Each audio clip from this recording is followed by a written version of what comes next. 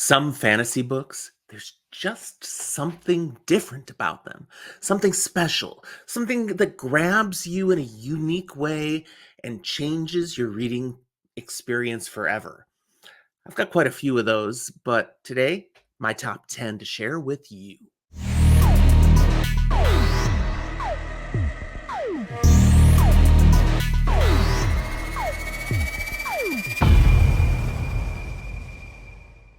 Hi there, Jim here with Fantasy for the Ages, the father of the father and son duo who brings you this show filled with content about fantasy, science fiction, and other nerdy things we enjoy.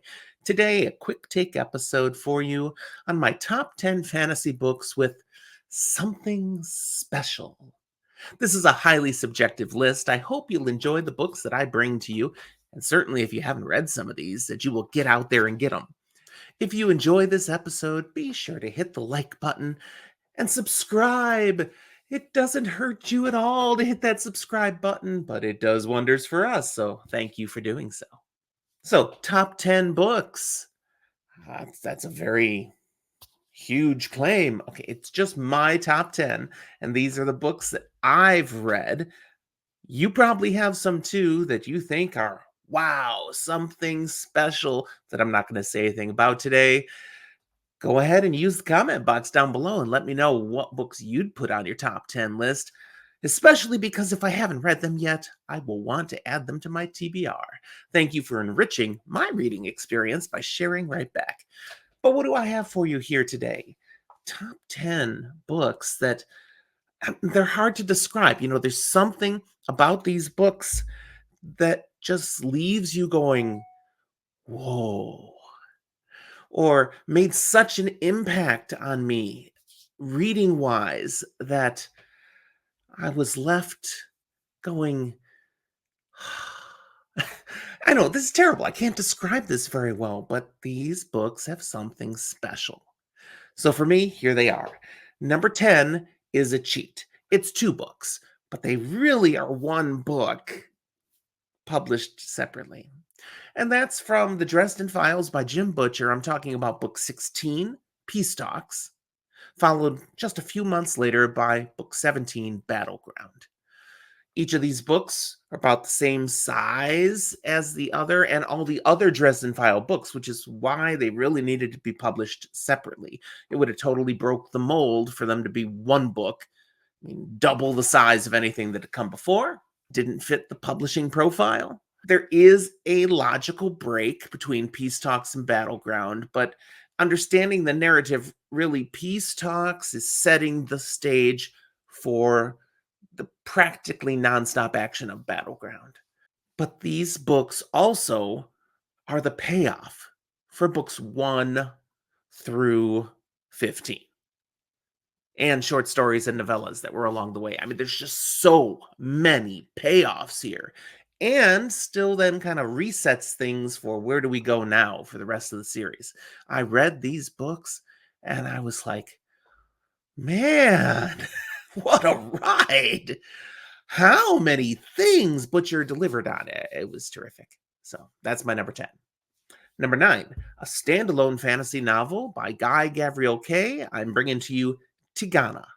This was the second Guy Gavriel Kay reading I had done. I did his Fiona of Our Tapestry first and went, but Tigana, whoa. Again, not connected to any other works.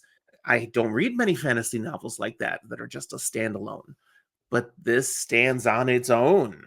Really impressive, deep themes, moved me with the impact of the story, and there's just something special about it.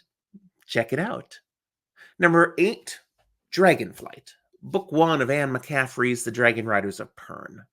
This, I put it in top 10 fantasy books. It's really science fiction, but it reads a lot like fantasy, and many people just think it is. I mean, come on, there's dragons in it, right?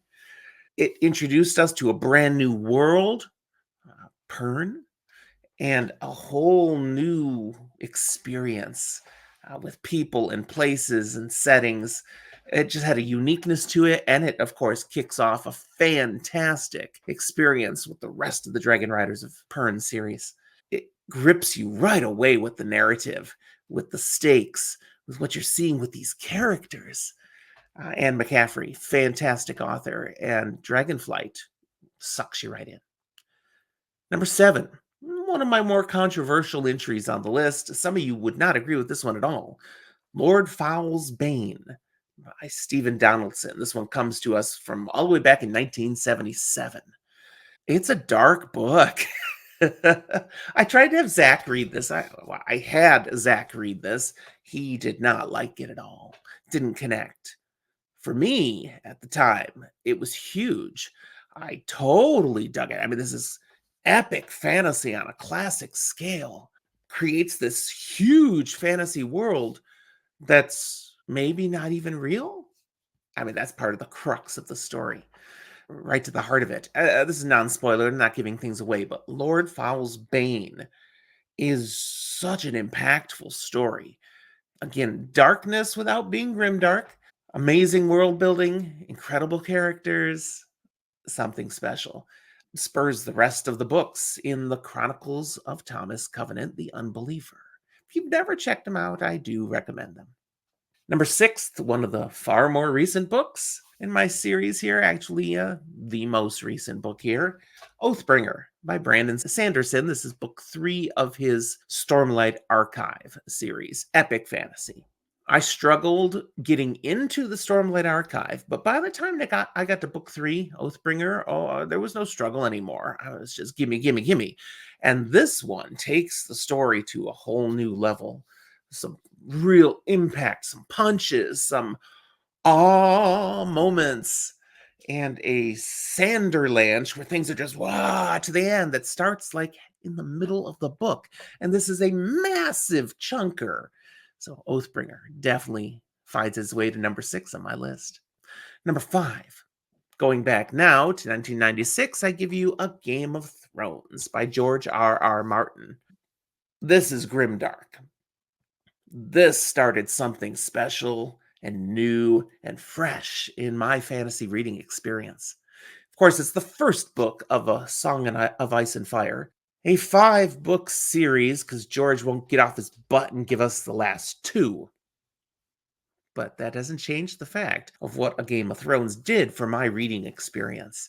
The stark writing, the characters who no one is safe, the tense narrative and the stakes that are through the roof, and characters who are just trying to navigate through when no one is safe and anything can happen.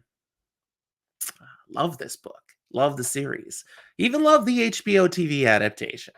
So that's my number 5. Number 4, a book with a very different feel from Game of Thrones, and that would be Harry Potter and the Sorcerer's Stone, J.K. Rowling's 1997 book, the first of her Harry Potter series. This also introduced a new world to us that was just so darling and whimsical as we meet the wizarding world with muggles and mudbloods and all the dark ones who are following he who shall not be named. And of course, Harry Potter, this lovable little bloke who is perhaps the savior of wizarding kind, but is completely clueless about what it means to be a wizard. What? There's magic, and I'm a wizard. You're a wizard, Harry. Yeah, it so much fun. And I read this myself. I read it to my family. Zach and I have talked about this on the show already.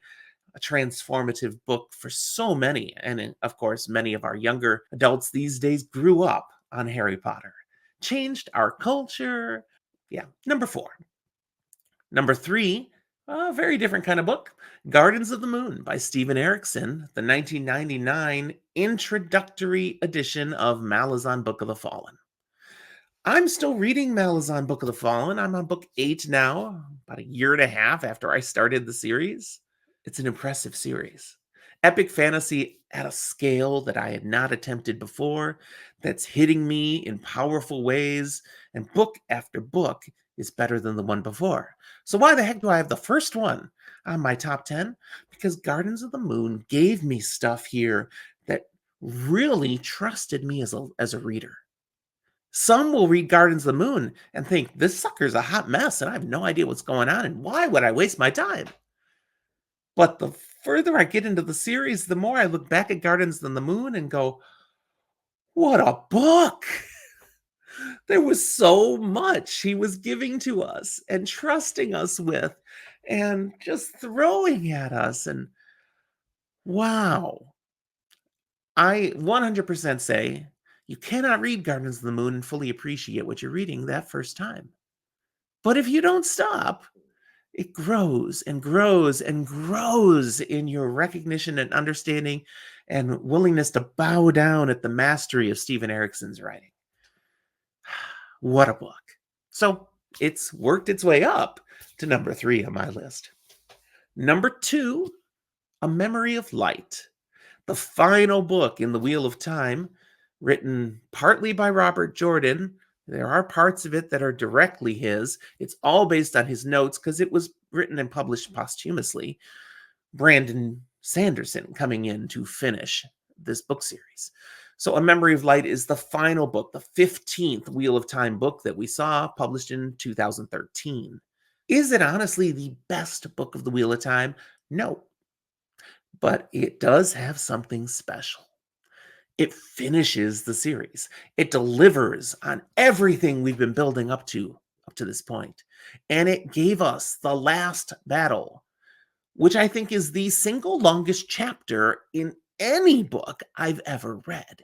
It's a book unto itself, and it just keeps coming and coming and coming, and so many things happen of epic scale. Wow. You get done reading this book and you're exhausted and immediately feel like reading it again. It's a special book. And it was the delivery, the promise, the fulfillment of everything that was first given to us in 1990 with The Eye of the World. Number 1? Yeah, there's only one that could be number 1 for me.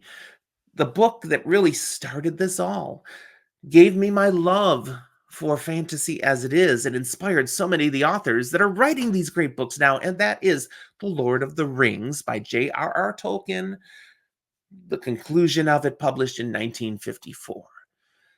This was intended to be one book, and thus I speak of it as one book. But of course, we do have 3 books out there, The Fellowship of the Ring, The Two Towers, and The Return of the King. But none of them truly stand on their own. They are one cohesive narrative telling one full story, and collectively, they're shorter than those Stormlight Archive books. So I have no guilt giving them to you as one book that's something special.